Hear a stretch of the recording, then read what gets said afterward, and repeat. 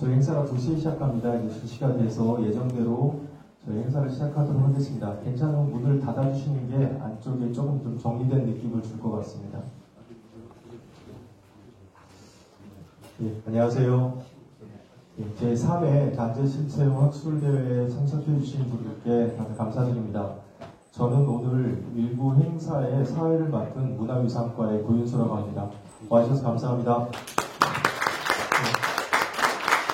저희가 올해 3회째 행사를 맡고 있고요.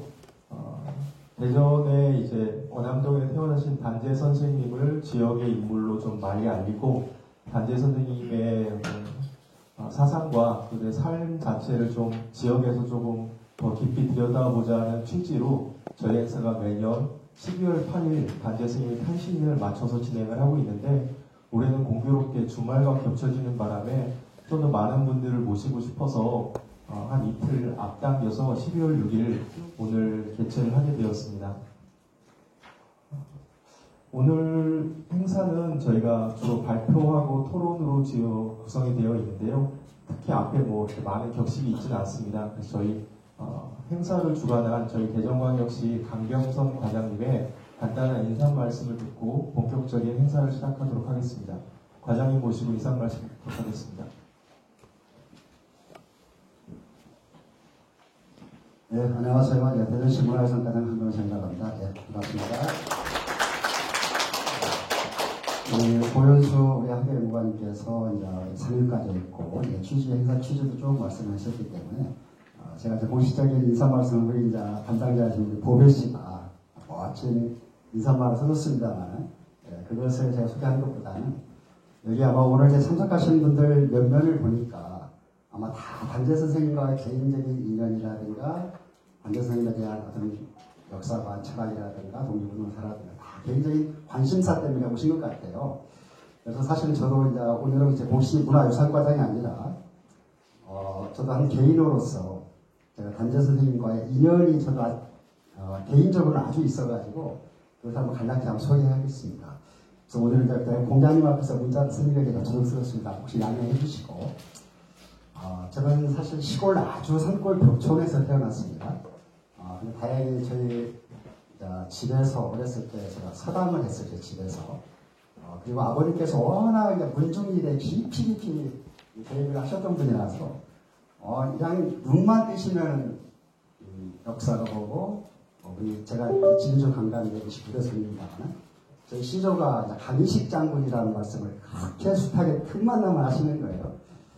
근데 사실 제가 강희식 장군이라는 분이 혹시 전혀 모르실 거예요. 혹시 옛날에 연개소문이라는 드라마를 혹시 보셨는지 모르겠습니다만 그 드라마를 보시면은 수양대가 113만 대군을 이렇게 12년에 침범했을 때 육군에는 을지문덕 장군, 뒤에 이제 보좌관이 되는 해군에는 건문태제가 이제 사용을 했습니다. 그 수륙 양군을 통할한 도원수가 강희식 장군으로 나오거든요.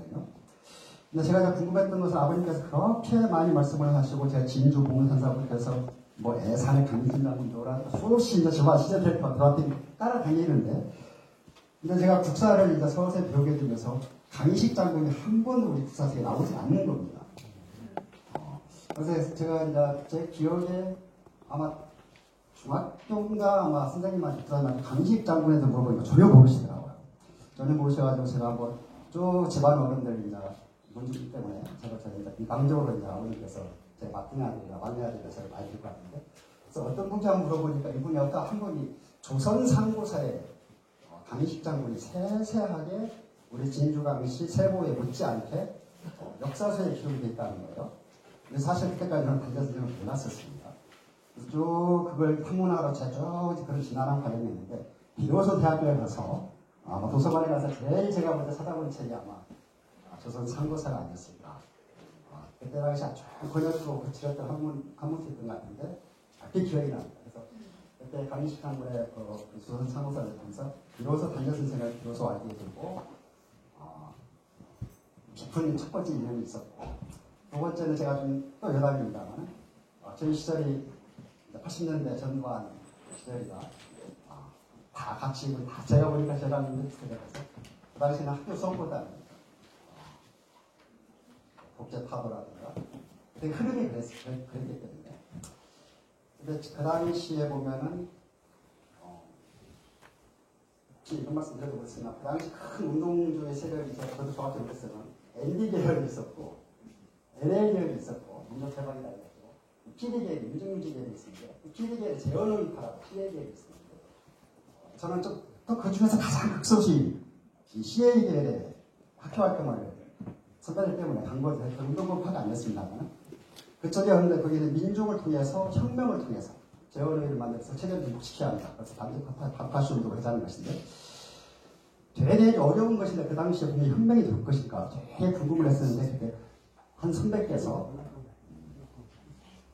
조선혁명 선언을 들고 전문을 구해주시더라고요. 그거를 보고 그때의 그 충격을 저는 지금도 제가 평생 잊혀지지 않는 만큼. 그래서 우리나라 모든 독립운동의 무저항주의라든가 자치론자라든가 유교주의라든가 그런 모든 것을 세세하게 비판하면서 강도 일본에 대한 혁명선언, 이랬던 혁명문을 단장님께서 한 달간 쓰셨대요. 그 천재께서 한 달 동안 동부치를 하시면서 그 혁명선언을 만들었다고 보고 그거를 보면서 제가 얼마나 충격과 감동을 그러면서 제 친한 친구하고 그 혁명선언을 서로 의자고 그렇게 아마 많이 노력했던 그 부분이 아주 지금도 갑자기 생각이 납니다. 그럼 제가 뜻하지 않게 제가 대전으로 왔는데 제가 첫 거주지가 문화동이었습니다. 문화동에는 우리 아이 딸들이 태어나서 보니까 우리 원암동에 가까이 있지 않습니까?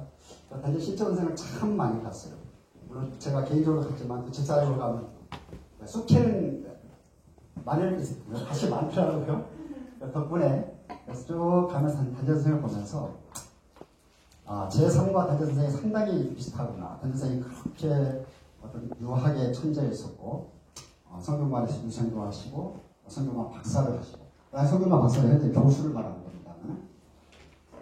완전 유학, 최고의 유학, 조선의 유학 중에서도 야간 독립운동으로서는 반유학을 하셨고 반 이승만 노선을 거셨고 반 김구 노선을 거셨고 반 오히려 또 임시정부도 처음에 했습니다만 임시정부 했고 또 통합과 창조, 개조파 독립운동 노선이 숱하게 많습니다. 그걸 정리해보면 항상 단재 선생이 한 번씩 툭 튀어나옵니다.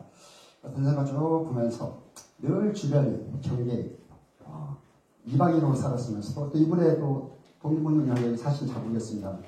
한국에서, 중국에서, 연해주에서, 일본에서, 대만까지 또 주전화하는 그런 모습을 보면서 참 이분이 삶이 우리가 너무 모르고 있다. 왜냐하면 주류사학에서 밀리고 있다 보니까 그래서 좀 이런 단재 선생의 저는 생각이 됐습니다. 제가 가슴 깊이 사표처럼 생각하고 있는데 다행히 제가 문화유산과정이 돼서 참여학술대회가 있는데 제가 정말 이말 어떤 학술대회보다 어떤 행사보다도 기쁘고 아주 설레는 마음으로 오늘 기다렸습니다. 그래서 오늘 많은 분들께서 제가 너무 개인적인 얘기를 해서 정말 죄송했습니다만 오늘은 그만큼 뜻이 있는 것이고 여기 아마 저보다 더 큰 뜻을 모셨던 것 같아서 다시 한번 감사드리고요.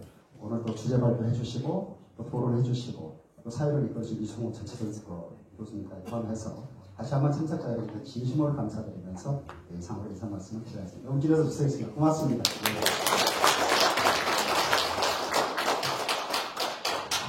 짧은 인사 말씀을 기대했는데 다 듣고 나니까 대전광역시 문화유산 과장을 하려면 이 정도 역사 의식과 개인적인 사연을 갖추고 있어야 되지 않겠나 이런 생각을 하게 됐습니다.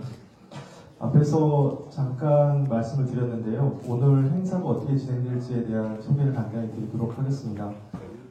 저희가 3회째인데 1, 2회를 계속 경험해 보신 분들은 조금 바뀐 걸 느끼셨을 거예요. 좀 진행하다 보니까 아직 완전히 저희 행사가 안착됐다라는 생각은 들지는 않지만 좀 고민스러운 부분이 있었습니다. 그러니까 대학이나 학회 중심으로 이런 행사가 꾸려지지 않고 시에서 주관하고 주로 오시는 분들도 전공 연구자분도 계시지만 시민들이 주로 이루고 계셔서 학술 행사의 진지함과 그런 무게감을 잃지 않으면서도 시민들께 어떻게 좀 캐주얼하게 다가갈 수 있을까를 많이 고민을 하다가 이번에는 단재 선생님의 텍스트를 통해서 신화화된 단재가 아니고 단재 스님의 실체적 모습을 좀 접근해보자. 그러기 위해서는 좀 읽어보자. 근데 다들 안 읽으실 거잖아요. 그래서 저희가 읽어드리는 시간을 잠깐 앞에 두었습니다. 그래서 발표자 스님께 오늘 발표하시는 텍스트의 가장 중요한 부분들을 조금 발췌해달라고 부탁해서 지역에 있는 젊은 연극인들께 부탁을 드려서 앞에 낭독하는 시간을 좀 넣어서 실제 단재 선생님의 육성은 아니지만 그분이 썼던 어떤 그 당시의 기계와 또 정서를 좀 담아서 텍스트를 좀 읽어보는 시간을 앞에 배치를 했고요. 두 번째는 저희가 보통 끝나고 종합토론 때 지정토론자들이 다 올라와서 서로 약속 대련을 하듯이 질문을 주고받고 시간이 부족하면 가고 뭐 이런 게 조금 저는 마음에 들지 않았던 것 같습니다. 그래서 지정토론자들 토론이 끝나면 지정토론자들께서 토론을 좀 하시고 그 다음에 저는 학술행사의 성공은 마지막 종합토론이 재밌었으면 그 행사는 가장 좋았다고 생각하거든요.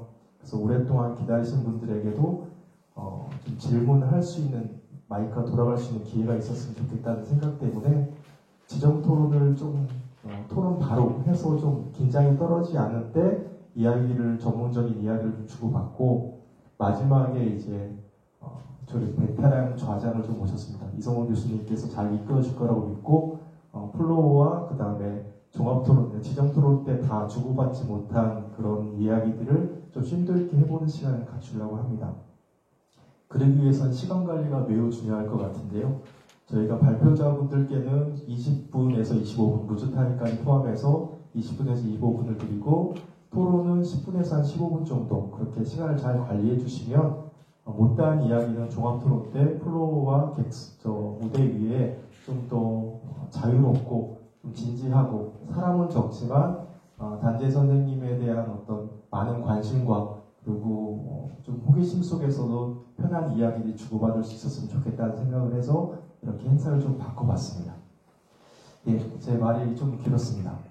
그래서 오늘 본격적인 행사를 시작하도록 하겠습니다.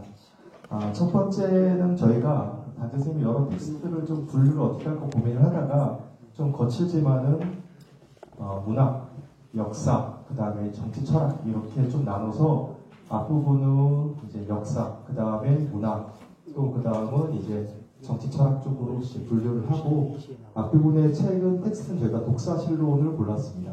그래서 첫 시간은 발표에 앞서서 임황권 배우의 독사실론 낭독을 통해서 오늘 행사를 시작하도록 하겠습니다.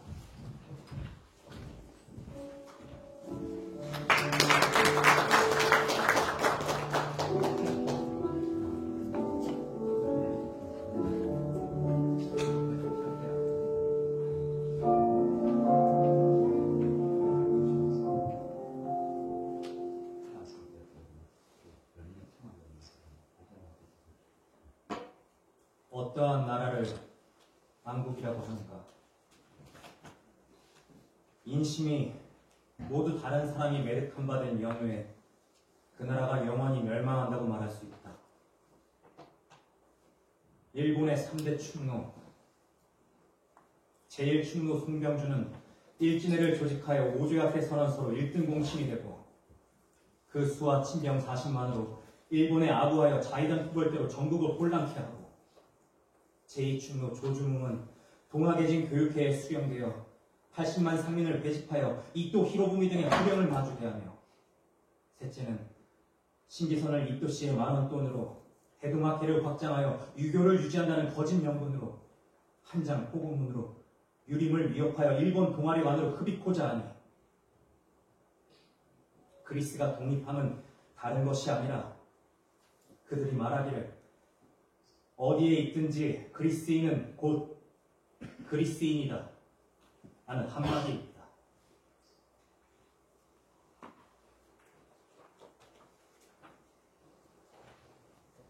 내가 현재 각 학교에서 사용되고 있는 역사 교과서를 보았더니 가치 있는 역사는 거의 없었다. 제1장을 보면 우리 민족은 진화족의 일부분인 듯하고 제2장을 보면 우리 민족은 선비족의 일부분인 듯하고 끝내 전편을 다 읽고 나면 따로는 말갈족의 일부분인 듯하다가 때로는 몽골족의 일부분인 듯하고 때로는 여진족의 일부분인 듯하다가 때로는 일본족의 일부분인 듯하니 과연 이러하다면 우리나라의 수만 평방 위의 토지는 남만 북쪽의 수라장이 되며 과연 그럴까? 어찌 그럴 수 있을까?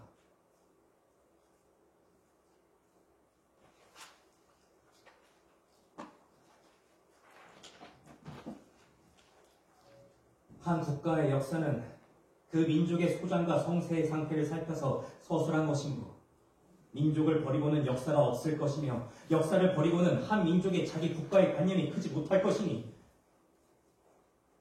뭐라 역사가의 책임 또한 무겁도다.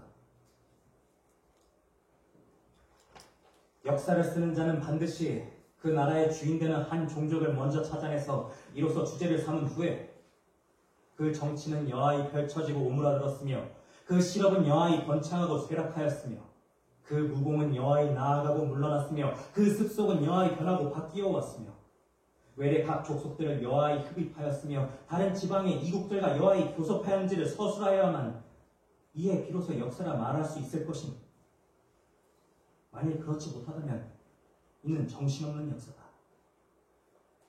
정신없는 역사는 정신없는 민족을 낳고 정신없는 국가를 만들 것이니 이 어찌 두려운 일이 아니겠는가?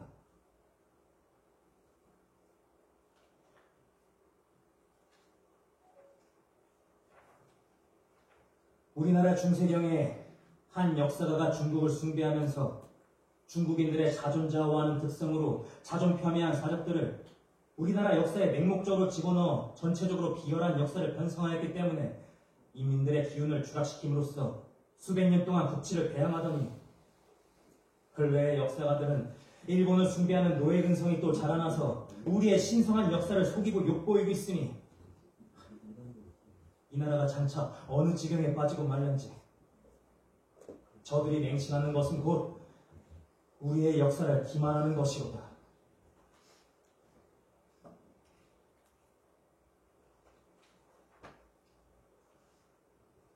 근래 역사를 편찬하는 자들은 저들의 신궁황후가 침범해왔다고 한 구절의 주장을 정신없이 수입하고 있다.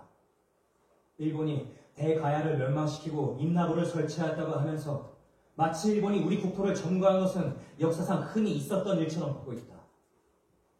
어떤 자들은 이런 말을 교과서에 집어넣어 가르치고 있으니 그것을 읽는 청년들의 뇌를 헷갈리게 하고 어지럽힘에 끝이 보이지 않는다. 스스로 강해질 방도를 닦지 않고 남의 도움만 기대하는 자는 반드시 망하게 되어 있는 것이다. 외부의 도움을 이용하는 것은 괜찮으나 외부의 원조를 믿고 의지하는 것은 안 될 일이다. 외국과 도움을 주고받는 나라들은 서로 이익으로 결합되는 법인지라 이익이 닿으면 반드시 흩어지고 반드시 서로 해치게 된다는 것은 뻔한 정리이다. 그러므로 말하기를 외국의 도움을 이용하는 것은 괜찮으나 그것을 믿고 의지하면 반드시 망한다고 한 것이다.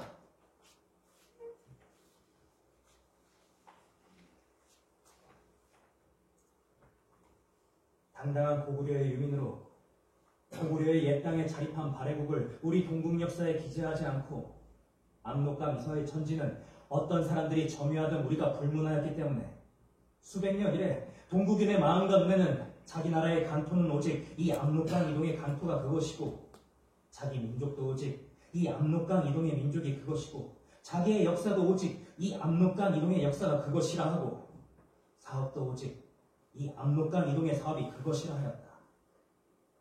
그리고 이때의 사상은 압록강 밖으로 한 걸음이라도 넘어가는 것을 경계하였으며 꿈속에서라도 압록강 밖으로 한 걸음이라도 넘어갈까봐 겁을 내었던 것이다.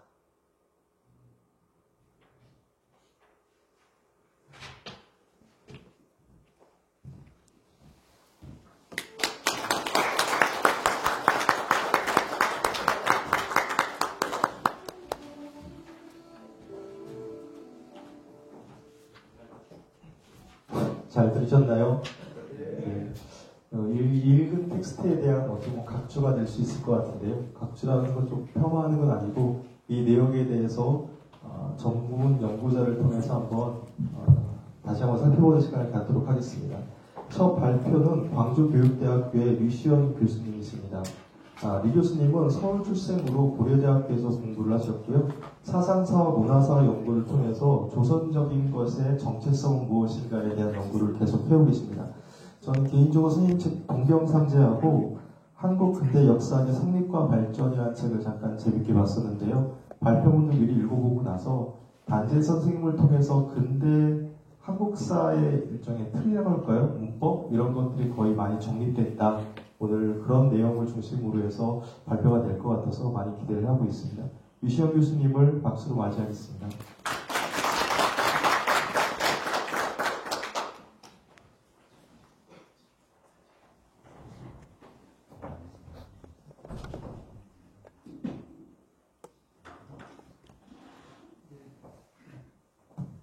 예, 지금 소개받은 유시영입니다. 다시 한번 인사드리겠습니다. 이렇게 처음 이렇게 섭외를 받았습니다. 이렇게 공부하시는 분들도 있지만 시민분들이 많이 오시는 자리라고 들었습니다.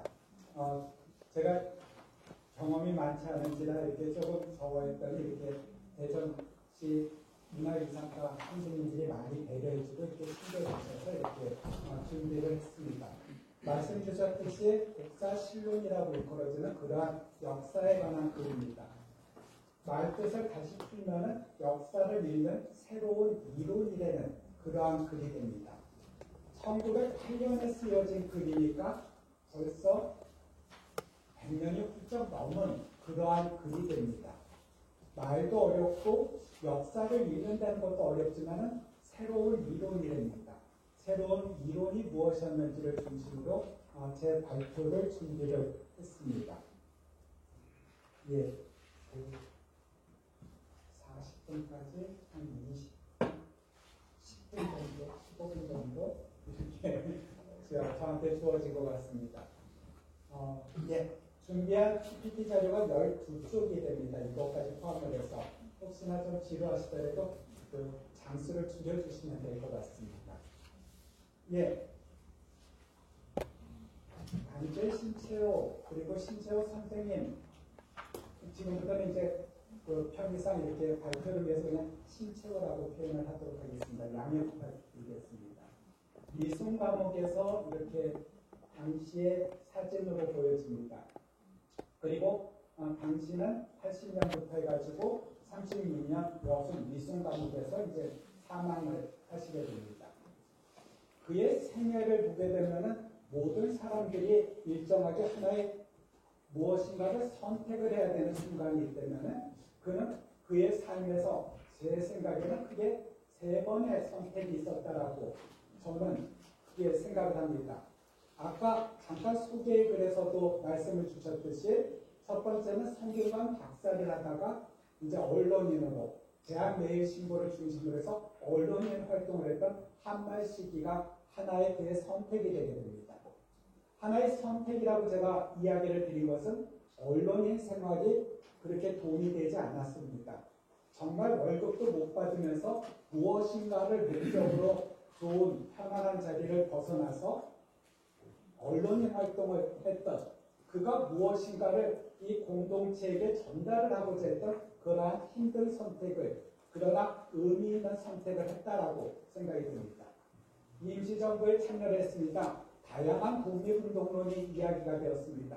외교론도 있었고 준비론도 있었는데 그 중에 가장 힘든 길을 선택을 했던 것이 두 번째 선택이었고 그리고 절대 독립론을 주장을 하면서도 그 중에서는 가장 소수였던 그러한 아나키즘의 운동에 참여를 했던 것 역시도 굉장히 힘든 길을 걸어가면서 저는 의미 있는 길을 찾아갔던 분이 신채호라고 생각하는데요.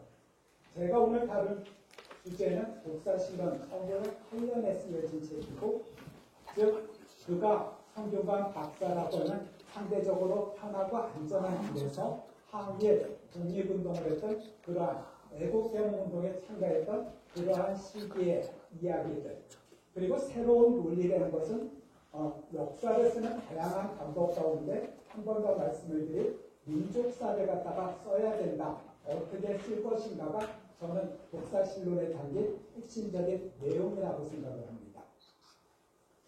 계몽운동이라고도 이야기를 하고 한말 시기에 독립을 위해서 무엇인가 근대화를 위해서 노력했던 움직임들을 계몽운동 혹은 교과서에서는 애국 계몽운동이라고 이야기를 하고 있습니다. 많이 익숙한 용어고 애국이라는 말은 당연히 이렇게 일본이 침략을 해오는 것에 대해서 자주를 독립을 이야기하는 것이 애국이 되는 것 같습니다. 계몽은 무엇인가 굳어진 생각을 갖다가 깨트려야 된다는 것이 계몽이라고 이야기가 되는데요. 아까 제가 광주교육대학교에 있어서 학생들에게 이야기를 할 때 계몽이라는 말은 다음과 같이 조금 극단적일 수 있는데 다음과 같은 사례를 활용을 하고 있습니다. 아큐정전을 썼던 노신이라는 분이 했던 이야기입니다. 그분이 당신의 첫 번째 단편 소설집을 만들면서 친구와의 대화 내용식으로 구성했던 내용인데요. 조금 극단적인 사례입니다. 선생님들 이렇게 지금 계신 이 공간이 강철로 된 공간이라고 잠깐 생각을 해 주십시오. 출입구도 없습니다. 다 사방이 막힌 강철 공간에서 잠이 들었습니다. 그런데 앞불사 밖에서 누군가 불을 때우게 됩니다. 강철방에 불을 때우게 된 상황이었습니다. 다 잠든 상황인데 선생님 혼자 깨어난 겁니다. 두 가지 선택지가 있을 것 같습니다. 동료들을 깨워가지고 방법은 없을지 모르지만 탈출의 방법을 찾는 방법이 하나가 될 것이고 또 다른 방법은 이제 죽을 수밖에 없는 상황입니다. 괜히 깨워서 그들에게 죽음의 고통을 줘야 되는지 안 주고 그냥 편안하게 죽음을 택하게 하는 그러한 상황입니다. 제가 말씀을 잘 드렸습니까? 이해가 되셨습니까? 예. 선생님들은 어떤 거를 선택을 하실까요? 이야기를 드리면 학생들의 경우는 1번을 많이 이야기하는 것 같습니다. 방법은 없지만 그래도 깨워서 무엇인가를 찾아야 될 것이다 라고 이야기를 했고 노신도 그거를 택했답니다. 나는 그 길을 갈 것이다. 지금 우리가 죽을지 모르는 상황이지만 그래도 무엇인가 방법을 찾는 논의를 해야 된다. 그것을 위해서 깨우는 것이 저는 계몽이라고 생각을 한다라고 설명을 하고 있습니다. 굉장히 어두웠던 순간에 종을 쳤던 그러한 역할이 한말 시기, 성경환 박사에서 항일 언론인으로서 활동을 했던 시기에 신채호였고 그리고 독사실로는 그 많은 글들 가운데서 역사를 어떻게 새롭게 쓸 것인가에 관한 그러한 글이라고 이해를 해주시면 좋겠습니다. 제가 조금 전에도 민족사 이야기를 드렸듯이 짧은 시간이지만 민족, 민족사, 민족주의 등등 좀 복잡한 개념들을 제가 마구 쓸 것 같습니다. 그래서 다 아는 내용들 다시 한번 확인을 해보면 민족을 다양하게 이렇게 말씀을 하시는 분들 계시는데 동일한 역사와 문화를 가졌다라고 일컬어지는 공동체라고 저는 말씀을 드리고자 합니다. 아리랑, 무궁화, 삼천리, 단군 요 몇 가지 단어에 마음이 동하시면은 아니면 무엇인가 울컥하는 게 있으시면 같은 민족이라고 일컬을 수가 있습니다. 만약에 공감을 하시면 우리는 하나의 역사와 문화를 가졌다라고 생각하는 그러한 공동체가 되게 됩니다.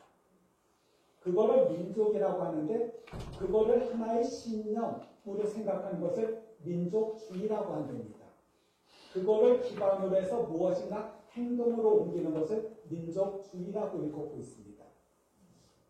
그런데 민족주의는 굉장히 다양한 얼굴을 갖고 있습니다. 하나의 공동체를 단단하게 결합을 시키는 애국주의의 관점도 있지만 한편으로는 굉장히 조심스럽게 우리 민족이 뛰어나 우월해라고 하는 그러한 우월의식, 즉 국수주의라고 표현되는 또 다른 얼굴을 갖고 있는 것 같습니다. 굉장히 이렇게 통합에 놀리면서 굉장히 공격적일 수도 있는 그러한 개념이 민족주의라고 저는 생각을 합니다. 그랬을 때 민족사를 써야 된다는 것이 새로운 이론이라고 한다면 민족사는 민족이 주어가 돼서 역사책을 씁니다. 즉 우리나라 최초의 국가는 고조선이다라고 했을 때 우리나라 이미 전제가 되어집니다. 당군으로부터 시작된 오늘날까지의 역사를 갖다가 하나의 흐름과 계통으로 정리하는 것을 민족사라고 한다면 하나의 흐름과 계통을 아까 읽어주셨듯이 부여족에 의해서 그들이 주인공이 되어서 이루어진 역사다를 갖다 말해주는 것이 민족사가 되게 됩니다. 신채호는 바로 부여계를 중심으로 해서 우리 역사가 정리가 돼야 된다. 읽어주셨듯이 중국의 역사도 아니다. 일본의 영향을 받은 역사도 아니다. 우리들 그리고 그 중심 주체가 채워진 역사를 써야 된다는 것이 제가 생각하는 독사신론의 중요한 내용이라고 생각이 됩니다.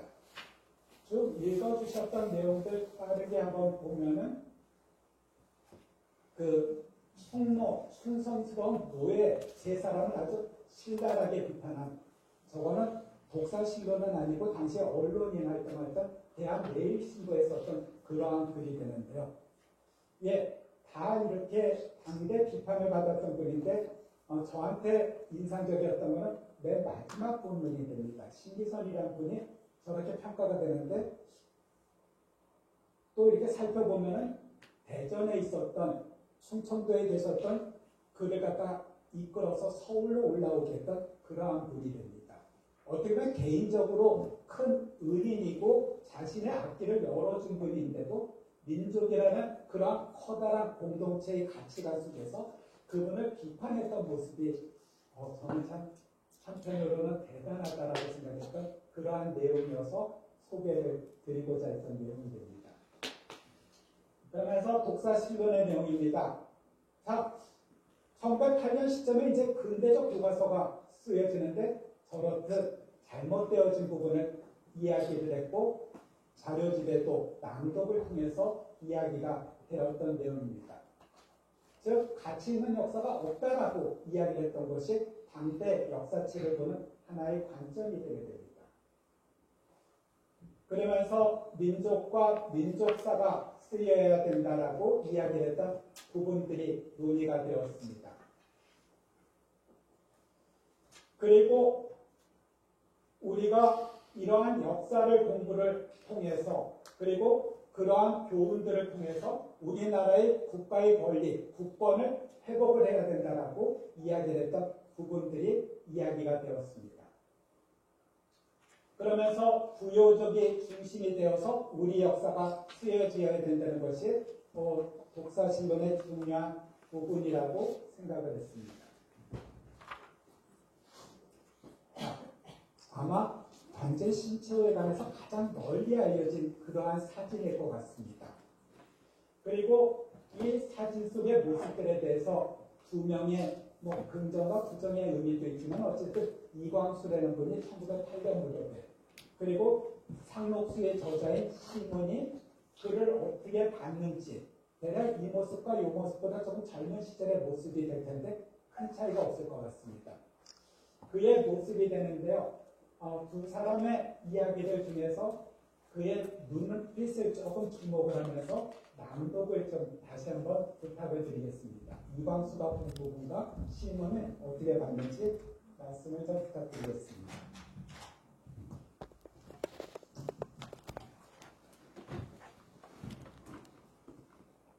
내가 신채호를 처음 만난 것은 정주 오산학교에서다. 때는 경술련. 당시 나는 오산학교에 교사로 있었고 단재는 안도산 선생 일행과 함께 조선을 탈출하는 도중에 오산에 들른 것이었다. 그때 단재는 대한매일신보 주필로 문명이 높았으므로 오산에서는 직원 학생이 합하여 단재의 환영회를 열었다. 단상에 앉은 단재는 하얀 얼굴에 코 밑에 까만 수염이 약간 난 극히 초라한 새님이었다.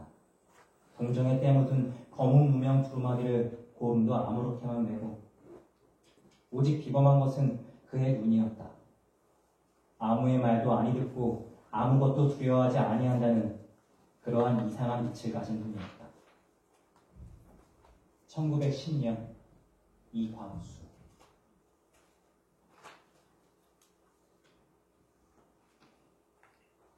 김년 겨울 옥고를 치르고 난 나는 어색한 청복으로 변장하고 봉천을 거쳐 북경으로 탈주하였었다. 당시 그는 42, 3세의 장년이었는데 원래 문명을 높이 들었을 뿐 아니라 금강산 단풍 구경보다도 몽골 사막풍에 흉금을 펼치고 싶다가 많지 기골이 늠름한 사람으로 알았던 것과는 딴판으로 남산골 샌님처럼 그 체구와 풍모가 옹졸하여서 전형적의 충청도 양반으로 고리사단 선비로구나 하는 첫인상을 받았었다. 그러나 내 눈이 유치 않아마 지척의 그를 대하여 관찰을 거듭할수록 기후에 떠드는 정체와 색깔 같은 빛나는 안광이며 추상같이 쌀쌀한 듯 하면서도 춘풍으로서 접이 나는 태도가 평범한 인물이 아닌 것만은 넉넉히 짐작할 수 있었다. 1919년 신푼.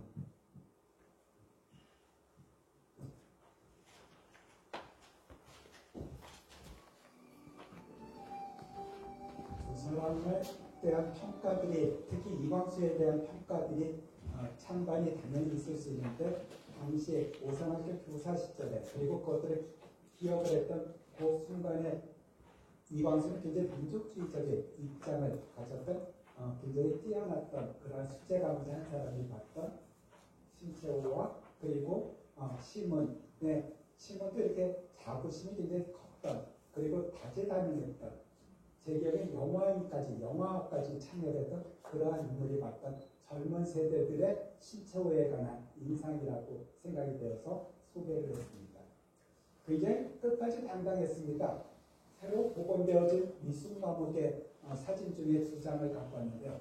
저렇게 좁은 공간에서 무척 힘든 생활을 하면서 끝까지 자기를 놓지 않았던, 즉 자신이 몇 가지 선택에 비해서 가장 힘든 길을 걸으면서도 감옥에서 그렇게 이야기를 했답니다. 절대로 뜻은 안 굽혔습니다. 더불어 책도 계속 받아서 공부를 계속을 하면서 나가면 무엇인가 계속 공부를, 그리고 민족을 위해서 하고자 했던 그런 분이 신채호였고, 36년에 그가 돌아가신 다음에 국내에서는 여러 특집 기사가 실렸습니다. 몇 가지 인상적이었던 말들을 보게 되면 김창수 유림 다 유교 계통에서 아니면 민족운동에서 굉장히 뛰어났던 분들의 이야기들을 달아봤습니다. 단재의 죽음으로써 나라의 정기가 쓰러졌다. 단재는 천하의 선비로서 나의 스승이었다라고 이야기를 하고 있습니다. 한 연구자는 그를 갖다가 그렇게 이야기합니다. 불꽃처럼 치열한 삶을 살았다라고 하는데 압축적이지만 제가 동의하는 그런 신채호의 삶이 되는 것 같습니다. 이광수가 친일하기 전에 이광수는 아까 그의 눈빛에서 하나의 주목을 했다면 그는 어디를 두드려도 민족의 소리가 나고 어디를 찔려도 애국의 피가 흐를 것이다 라고 생각을 했던 그러한 삶을 살았고, 거듭 독사실로는 그러한 여러 단계의 삶 속에서 첫 번째로 우리 역사를 새롭게 보는 그러한 문들을 통해서 읽었던 그러한 내용들을 통해서 민족사를 만들고 그것들을 쓰고자 했던 그러한 자료 텍스트라고 이해를 해주시면 좋겠습니다. 예, 제 발표 여기까지 하도록 하겠습니다. 예, 고맙습니다. 유시영 교수님 발표 감사합니다. 지적토론은 한남대학교 사학과의 김윤희 교수님께서 해주시겠습니다.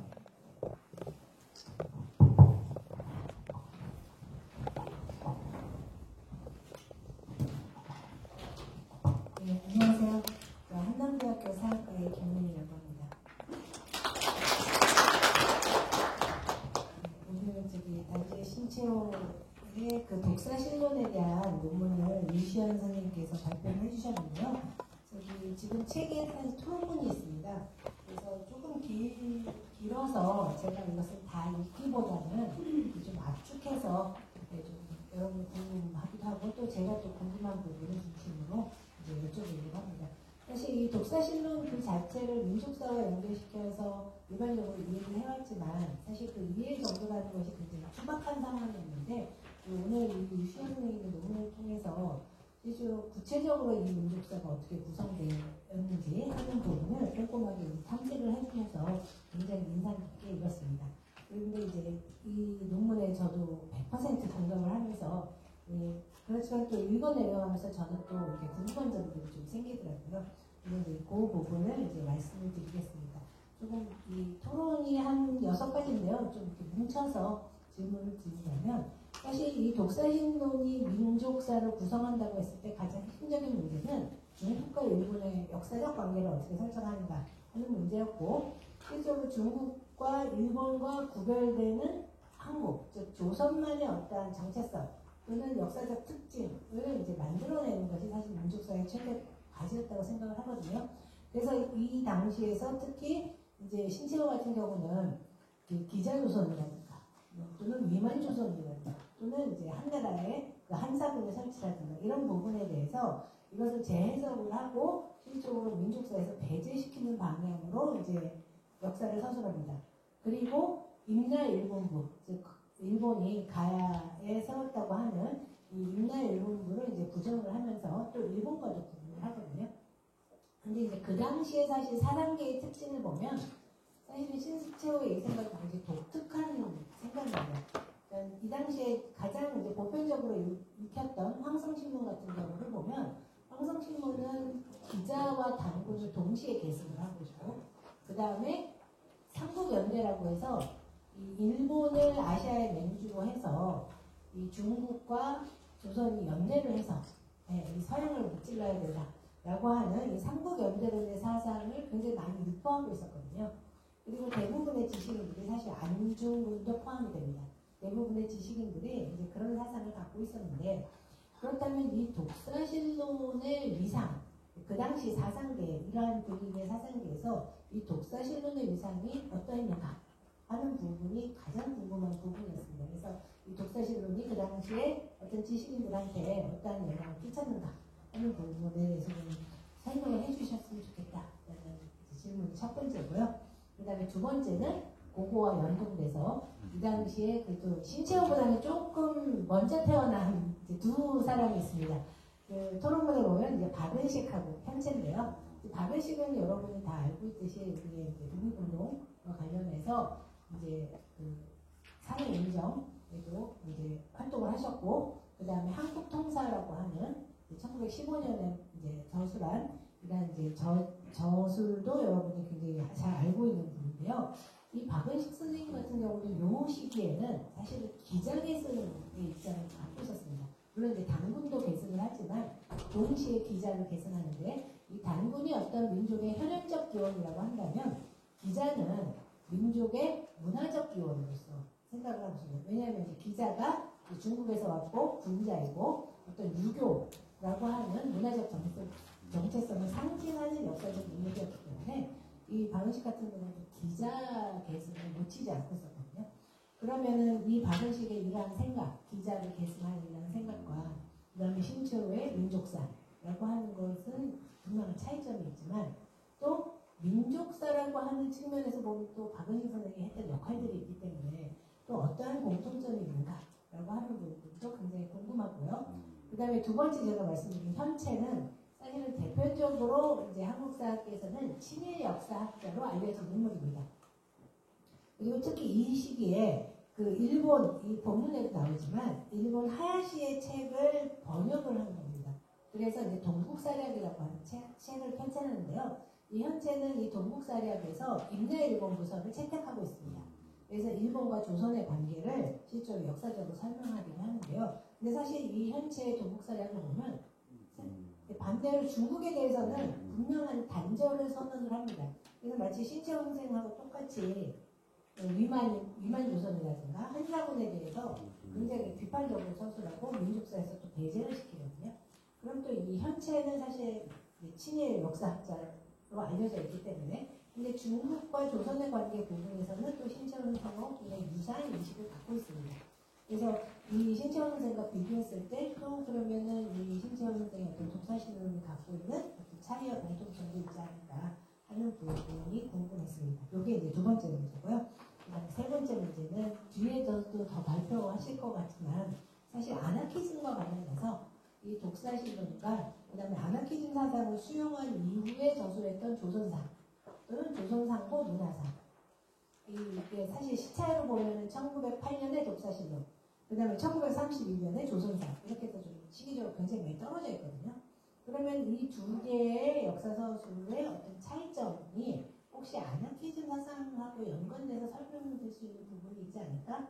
그래서 혹시 그런 부분이 있으면 좀 궁금해서 설명을 해주셨으면 감사하겠습니다. 네, 이상 말씀입니다.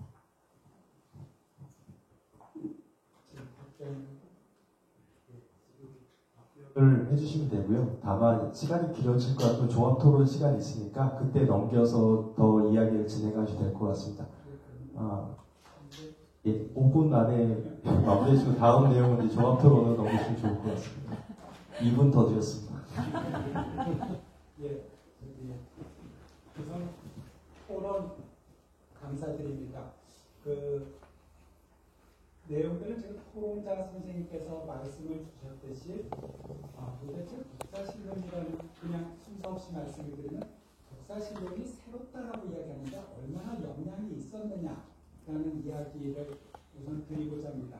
영향이 있었느냐는 앞선 세대와 얼마나 다른가라고 하는 전통시대의 역사뿐만 아니라 당대 새롭게 역사를 쓰고자 했던 박은실, 신채호와 현채와 얼마나 다르냐라고 하는 부분이 될 것이고 그러면 이들이 얼마큼 영향이 있었느냐 당대의 영향과 후대 자신의 역사책들과 같은 점과 다른 점들 다르다라고 하면 이제 아나키즘을 바탕으로 해서 어떻게 바뀌었는지에 관한 큰 질문이라고 생각을 합니다. 제가 미처 생각 못했던 부분들도 있는 부분이고 조금 더 생각은 나중에 종합토론 때 말씀을 드릴 때 떠오르는 생각을 먼저 말씀드리면 우선은 문일평이라고 일컬어지는 또 하나의 큰 역사학자가 있었습니다. 1940년에 사망을 하는데 조선일보를 중심으로 해서 이제는 역사를 갖다 대중화를 했던 그런 뛰어난 역사학자가 있는데요. 1908년 단계에서 역사책을 가지고 공부할 수 있는 좋은 텍스트가 좋은 책이 없었던 상황 속에서 내가 역사를 관심을 가졌던 것은 신채호의 다양한 신문의 사설과 독사신론이었다라고 일컫고 있습니다. 10대, 20대의 공부를 근대적 교육을 욕심내었던 그리고 민족과 민족주의를 생각했던 젊은 사람들에게 큰 영향을 줬던 책이 글이 독사신론이었다라고 생각이 됩니다.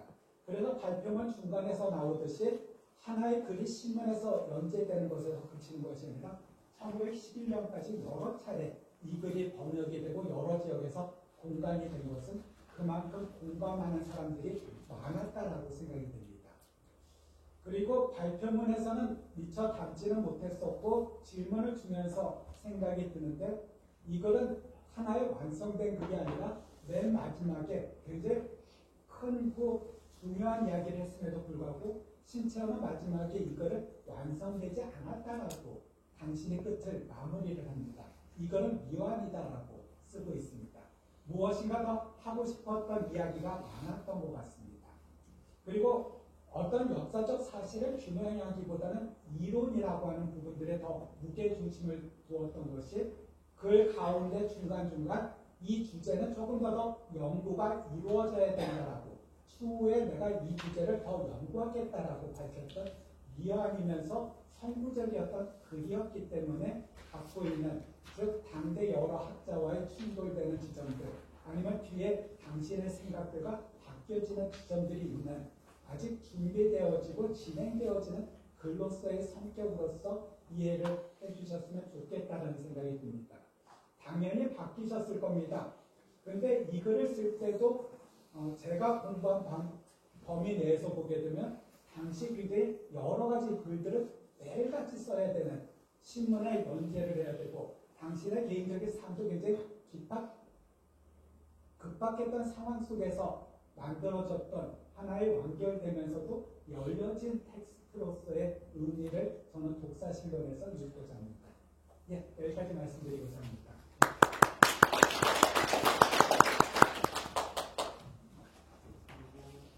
네, 발표와 토론 너무 감사합니다. 전 개인적으로 되게 흡족한 첫 발표 시간이었는데요. 꼭 여러분께 말씀드리고 싶은 건 돌아가셔서 리 교수님의 원고를 꼭 한번 읽어보셨으면 좋겠습니다. 읽어보고 나서는 이 글은 모든 분들이 다 읽었으면 좋겠지만 특히 사학과 학생들이 특히 1, 2학년이 읽었으면 너무 좋겠다. 한국 근대사, 근대 역사학으로서의 특히 고대사 부분의 많은 부분이 단죄로부터 비치고 있는 것이 되게 많다 이런 생각이 들었습니다. 당시 주로 이제 읽었던 것들이 조선시대의 자치통감이나 사기 이런 정도의 그 역사에서 단재 선생님이 설정한 근대 역사의 틀 자체가 되게 공고했고 그 틀 안에서 지금도 많은 연구가 되고 있다는 생각이 들어서 꼭 한번 돌아가서 읽어보시길 권해드리고 싶습니다. 두 번째는 문학 분야의 용과 용의 대격전입니다. 단재 선생님의 문학을 얘기할 때 꿈하늘과 함께 가장 많이 언급되는 건데 읽어보기가 많이 어렵습니다. 그런데 오늘은 저희 배우의 목소리를 통해서 한번 읽어보는데 판소리 형식으로 낭독을 하기로 했습니다.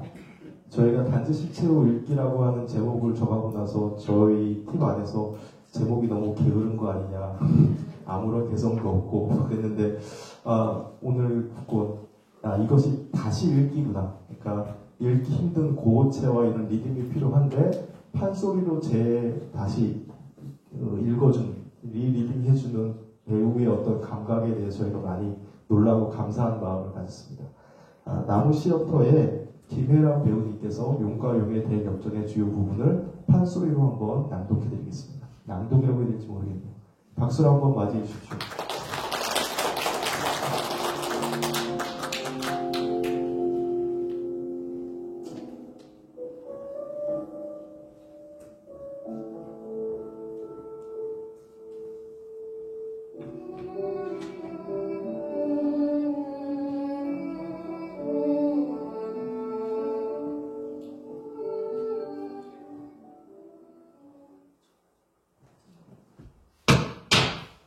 천사가 점쳐보고 싶은 마음이 간절하여 미소를 띠고 노도사 앞에 허리를 굽히며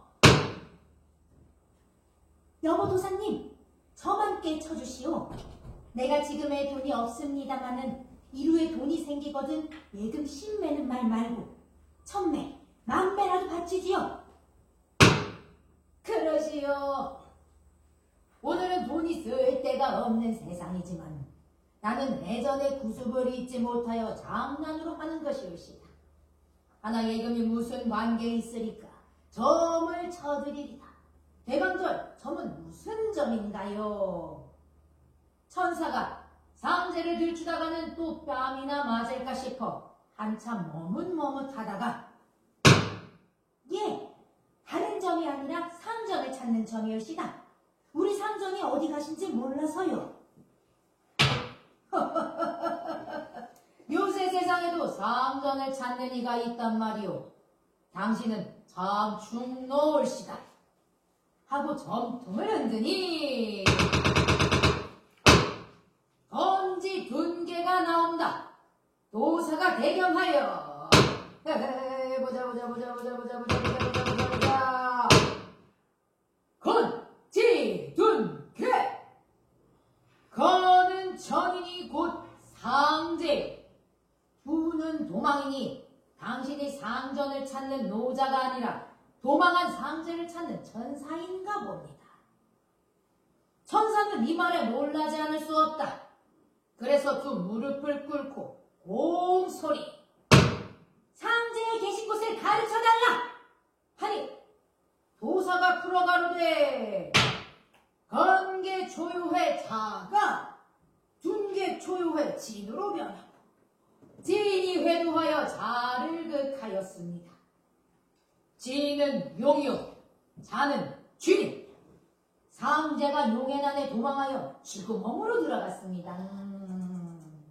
자, 고원의 전개 여자라 하더니 오늘은 전회 여자 올시다. 쥐구멍에 가서 상제를 찾으시오. 미가 납신다. 천사야. 놈! 상제는 찾아 무엇하느냐? 전궁에 있던 때의 상제이지. 전궁이 깨어진 뒤에도 상제가 있느냐? 상제가 있다면 죽은 상제이다. 죽은 상제는 산 쥐새끼만도 못하다. 말하자면 상제도 멸망하여야 옳지. 기실 내나 니나 상제가 모두 상고 민중의 일시 미신의 조작이 아니었더냐. 민중의 조작으로서 얼마나 민중에게 해를 끼쳐왔느냐. 상제 자신만 호강하였을 뿐 아니라 상제의 재물 공물이라 핑계하고 민중의 돈을 협잡한 놈이 없었더냐. 상제의 명을 봉승하였다 하며 세계 황제로 행악한 놈이 없었더냐. 최근 세계대전에 다수한 민중을 죽여낸 각국 제왕, 원수, 총사령관 또한 상제의 이름으로서 하지 않았느냐. 남의 나라를 먹고 그 나라의 유민의 뼈다귀를 녹이는 놈들도 또한 상제의 뜻이라 하지 않았느냐. 오늘은 미신이 깨어지니 상제도 또 깨어졌다. 상제에 부족하였던 니나 내가 안 깨어질 소냐. 억만 민중들은 고양이가 되고 과거 모든 세력자는 쥐가 되었다. 상제를 찾으려거든 쥐구멍으로 가보아라.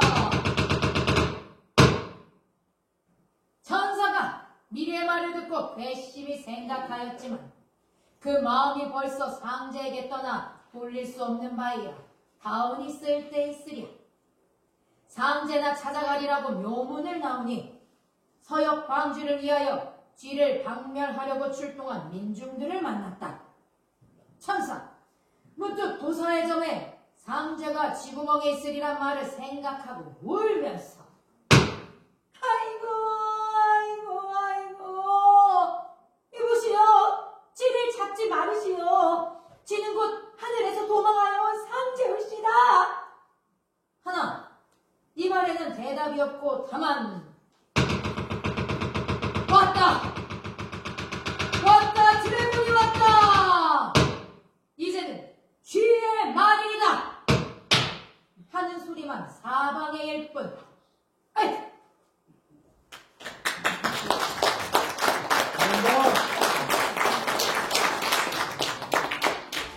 박수 소리가 유독 크신 것 같습니다. 이걸 저 듣고 나서 용과 용의 대격전은 묵독으로 읽는 게 아니고 저렇게 읽어야지 제대로 읽을 수 있구나라는 걸 처음 깨닫게 된 것 같습니다. 네, 두 번째 발표는 이제 말씀드린 것처럼 문학 분야에 저희가 선택한 텍스트는 용과 용의 대격전입니다. 발표는 경북대학교 김주현 교수님께서 맡아주시도록 하겠습니다. 교수님 나오신 동안 잠깐 소개를 드리자면 저희가 작년 2회 때 신채호 선생님의 문학을 중심으로 해서 한번 크게 행사를 꾸며봤습니다. 그때도 이제 용과 용의 대격전이 주요한 주제로 다뤄졌는데요. 그때 이제 들은 말씀이 이제 문창과 학생이나 국문과 학생들이 의외로 용과 용을 잘 읽는다. 일종의 판타지 역사 소설을 읽은 학생들이 많기 때문에 지금 세대보다 훨씬 더 흡수를 빠르다고 하셨는데 올해는 지금 발표는 김정희 교수님께서는 참원의 관점에서 이 텍스트를 한번 해석하는 시간을 갖도록 했습니다. 참원이라는 게 일종의 헐뜯는 말이 아니고 예언, 비기 뭐 이런 뜻인데요. 여러분 어떨지 모르겠지만 저는 행사를 준비하면서 많은 분이 오실까 고민하다가 12월 3일과 4일 그 밤사이 있었던 일 때문에 묘한 피로감과 스트레스가 계속 며칠 진행되는 것 같았어요. 그래서 앞으로 격동의 역사란 말이 참 한순간에 있는 것 같은데 대한민국은 앞으로 어디로 갈 것인가에 대한 단재 선생님의 어떤 관점에서는 아니겠지만 역사의 비기 참 어떤 비밀을 엿보는 시간 속으로 강의가 한번 관점에서 봐도 좋겠다라는 생각이 들었습니다.